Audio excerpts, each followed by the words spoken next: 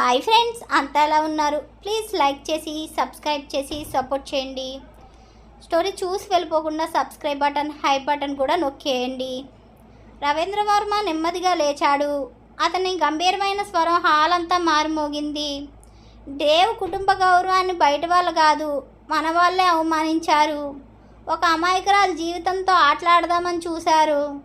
లక్ష్మీదేవి కళ్ళల్లో కూడా పశ్చాత్తాపం కనిపించింది. ఆమె మొదటిసారి రాహి దగ్గరికి వచ్చి మెల్లగా అంది, నిన్ను నమ్మలేదు, అది నా తప్పు. రాహి వెంటనే 2 అడుగులు వెనక్కి వేసింది. అత్తయ్య నన్ను నమ్మకపోవడం కంటే ఒక్కసారి కూడా నా మాట వినకపోవడమే ఎక్కువ బాధ పెట్టింది. ఆ మాట విన్న లక్ష్మీదేవి తల వంచుకుంది. ఆర్యన్ మాత్రం అక్కడే నిలబడి ఉన్నాడు. అతని చేతులు బిగుసుకున్నాయి. జీవితంలో మొదటిసారి తన తీర్పు తప్పయిందని అతనికి అర్థమైంది. నెమ్మదిగా రాహి దగ్గరికి వచ్చాడు. ఇద్దరి మధ్యన కొన్ని క్షణాలు మౌనం మాత్రమే ఉంది. అతను మెల్లగా అన్నాడు, సారీ.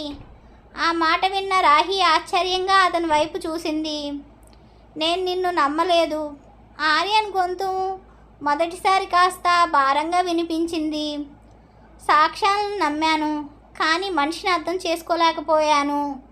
రాహి నవ్వలేదు, కోప్పడలేదు కూడా.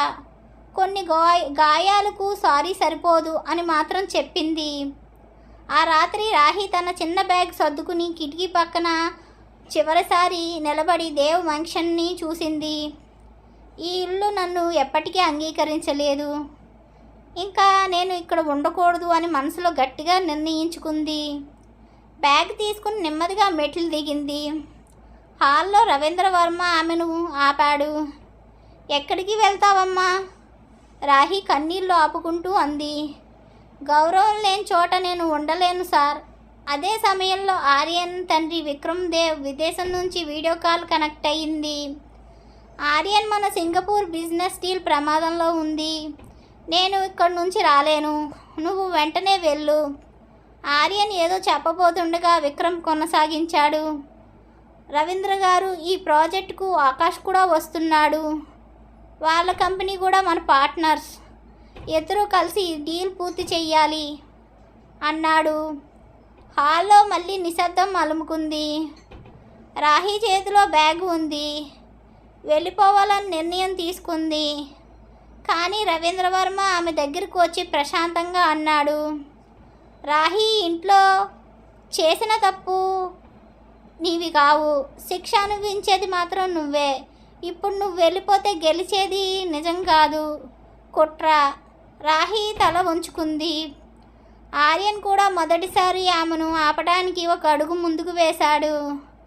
అప్పుడే విక్రమ్ దేవ్ మరో మాట అన్నాడు, ఆర్యన్, అవసరమైతే రాహిని కూడా వెంట తీసుకెళ్ళు.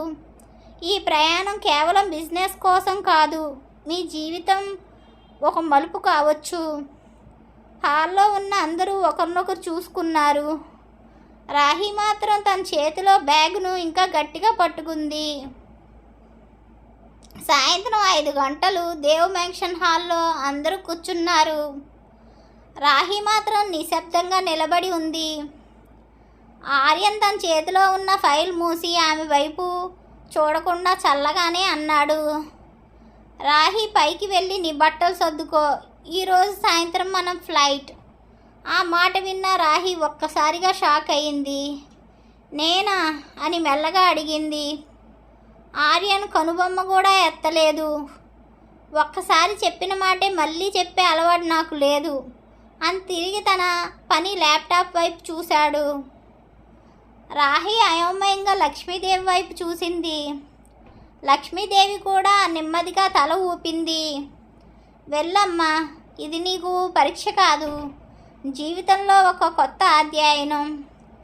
రాహి నిశ్శబ్దంగా మెట్లు ఎక్కపోయింది. ఆమె గుండెల్లో మాత్రం ఒకటే ప్రశ్న, ఏ బిజినెస్కు తను ఉపయోగం కాదు, తనకు పెద్ద పెద్ద చదువులు ఏమీ రావు, నన్ను ఎందుకు తీసుకువెళ్తున్నారు అని ఆమె మనసులో అనుకుంటుంది. రవీంద్ర వర్మ చిన్నగా నవ్వాడు. ఆర్యన్, ఒక విషయం గుర్తుంచుకో, బిజినెస్లో నెంబర్లు ముఖ్యం, కానీ మనుషులు అంతకంటే ఇంకా ముఖ్యం. ఆ మాటకు ఆర్యన్ ఎలాంటి సమాధానం చెప్పలేదు. రాత్రి 8 గంటలకు అందరూ ఎయిర్పోర్ట్కి చేరుకున్నారు. అదే సమయంలో మరోవైపు నుంచి ఒక యువకుడు వేగంగా నడుచుకుంటూ వచ్చాడు. తెల్లటి షర్టు, నేవీ బ్లూ బ్లౌజరు, ప్రశాంతమైన చిరునవ్వు. ఆకాష్ వర్మ. ఆర్యన్ చిన్నప్పటి నుంచి కుటుంబ స్నేహితుడు. ఇప్పుడు ప్రముఖ టెక్ కంపెనీ CEO. హాయ్ అంటూ ఆర్యన్ చేతిని ఇచ్చాడు. ఆర్యన్ కూడా చిరునవ్వు లేకుండా షేక్ హ్యాండ్ ఇచ్చాడు. నువ్వు ఈ డీల్కేనా అన్నాడు. అవును, ఈ ప్రాజెక్ట్కి మన ఇద్దరు కంపెనీలు కలిసి పనిచేస్తున్నాయి అని ఆకాష్ అన్నాడు. అప్పుడే అతని చూపు రాహి మీద పడింది.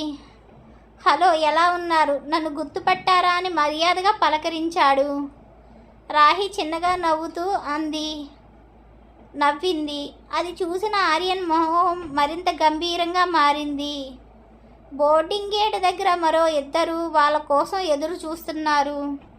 ఒకరు మాయా, అంతర్జాతీయ బిజినెస్ కన్సల్టెంట్. తెలివి, ఆత్మవిశ్వాసం, మాటల్లో పదునే ఆమె బలం. ఆర్యన్తో ఎన్నో సంవత్సరాలుగా పనిచేస్తుంది. అతన్ని బాగా అర్థం చేసుకున్న కొద్ది మందిలో ఆమె ఒకరు. ఆమె రాహిని తల నుంచి కాలు వరకు చూసి చిరునవ్వు నవ్వింది. ఇదేనా రాహి అని అడిగింది. ఆర్యన్ చిన్నగా అవును అన్నాడు. మాయా నవ్వు వెనక ఏదో లెక్క ఉంది. ఆమె పక్కన నిలబడి ఉన్నాడు వెహాన్ మిశ్రా, విదేశీ ఇన్వెస్టర్ డైరెక్టర్. బయట చాలా ఫ్రెండ్లీ, కానీ ప్రతి మనిషిని ఉపయోగించుకోవటం అతనికి తెలుసు.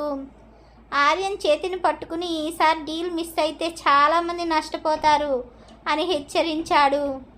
ఆ మాటల్లో బరువు రాహికి కూడా అర్థమయ్యింది. ఈ ప్రయాణం సాధారణ బిజినెస్ టూర్ కాదని ఆమెకు స్పష్టమైంది. ఫ్లైట్లో ఆర్యన్ కిటికీ పక్కన కూర్చున్నాడు. రాహి అతని పక్కన సీట్లో కూర్చోవడానికి సంకోచించింది. వెంటనే ఆర్యన్ చల్లగా అన్నాడు, ఇక్కడ కూర్చో. నాకెవ్వరూ 3 సార్లు చెప్పించుకోవటం ఇష్టం లేదు. రాహి మెల్లగా కూర్చుంది. ఇద్దరి మధ్యన మౌనం మాత్రం ఉంది. మరోవైపు ఆకాష్ నవ్వుతూ, రాహి ఇది ఫస్ట్ టైమా అని అడిగాడు. రాహి తలూపింది. భయంగా ఉందా అని ఆకాష్ నవ్వుతూ అన్నాడు.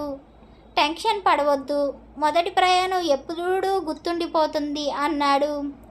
ఆ మాట విన్న ఆర్యన్ కళ్ళల్లో మూసుకుని, ప్రయాణం గుర్తుండటం కాదు, గమ్యం చేరటం ముఖ్యం. అందరూ ఒకసారి అతని వైపు చూశారు.